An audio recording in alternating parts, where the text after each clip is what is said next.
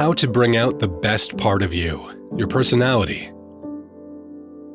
Everyone loves babies, or correctly put, should love babies.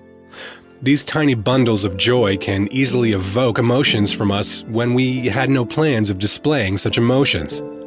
The attraction of these little bundles of joy is really from the open, unhidden display of their personality. You see, our personality is the truest, purest evidence of our creative selves as created by God. Yes, the original design of men was for them to live unfettered, free, productive, and impactful lives.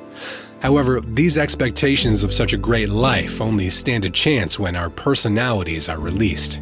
The implication of this statement is that everyone on Earth has a personality. While some people have great, expressive personalities, others have poor or inhibited personalities which are really the same.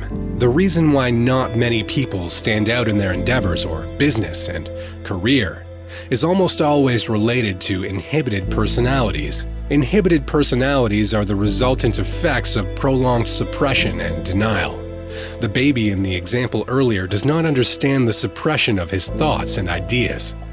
This means no one can shut down his emotions and his ability to express them when he cries or giggles. People develop inhibited personalities over time because of negative feedback, which can be referred to as criticism. This is not supposed to be a bad thing, as it is a call for improvement. Criticism is basically saying your current route is incorrect and needs some adjustments or some improvement. Negative feedback when in excess would make a person to be shy, inexpressive, and withdrawn. Like the torpedo fired at war, we take off in life with a lot of zest and force, but unlike torpedoes that self-corrects during flight to hit their target, many people do not self-correct or accept the corrections that negative feedback or criticism is supposed to provide for them. Instead, they shut down completely. A child that has always been hushed or reprimanded for being vocal would eventually grow to believe that it is wrong to be expressive. People also had failed or refused to share and bless the world with their creativity because at some point in their life, they were rebuked for being overly inquisitive, curious, or daring.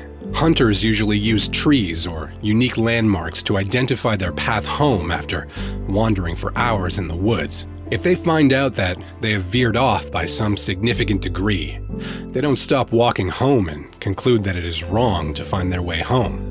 They simply correct their course and go home. This is the approach to bringing out your personality. You do not stop expressing yourself because someone pointed out a deficiency. You self-correct and continue to express yourself. Winning the battle against inhibition is the way to emerge and present your unique creative self, your personality. This means you must understand what the possible causes of inhibition are. Conscious self-criticism makes you perform poorly. An overcritical assessment of yourself would make you inhibit your personality. Scientific studies have revealed that some form of stuttering is actually a result of this. When these stutterers were subjected to tests where their speech was not the focus, they were found to speak fluently, while some even overcame stuttering. Excessive carefulness leads to anxiety and inhibition.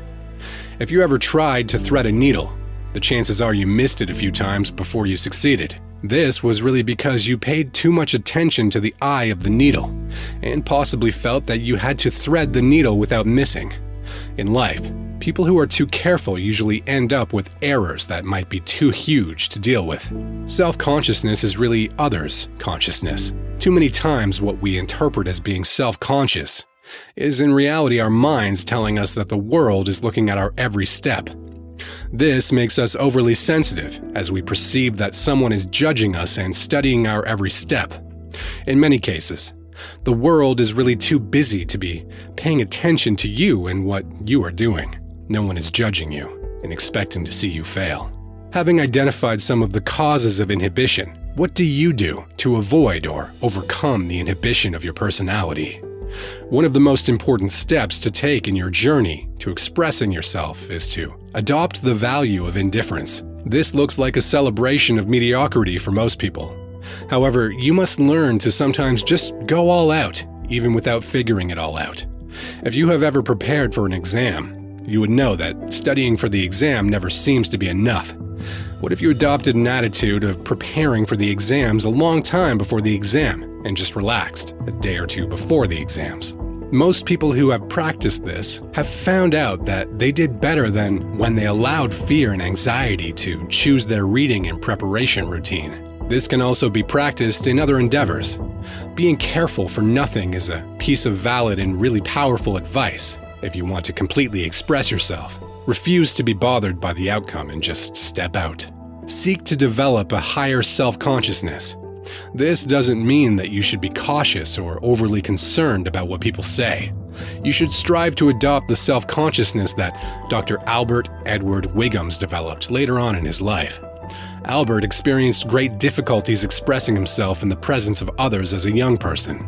However, he discovered that when he was alone, he did not have any fear, timidity, or anxiety. So he decided that he was going to carry the consciousness of being alone and the freedom of expression he had when alone to other areas of his life. With time, he was able to better express himself and overcome his inhibitions in the presence of others. As much as there are great benefits to self-expression, there is also a need to strive to be modest in your expressions. If you find yourself getting into trouble, or people hating you and severing healthy relationships with you because of your personality, then you might need to taper things down just a bit. If you enjoyed this video, then you must be itching to know what a released personality could do for you. This would include navigating your way around crises. If you want to know how to do this, then be sure to stick around for our next video. Thank you for watching.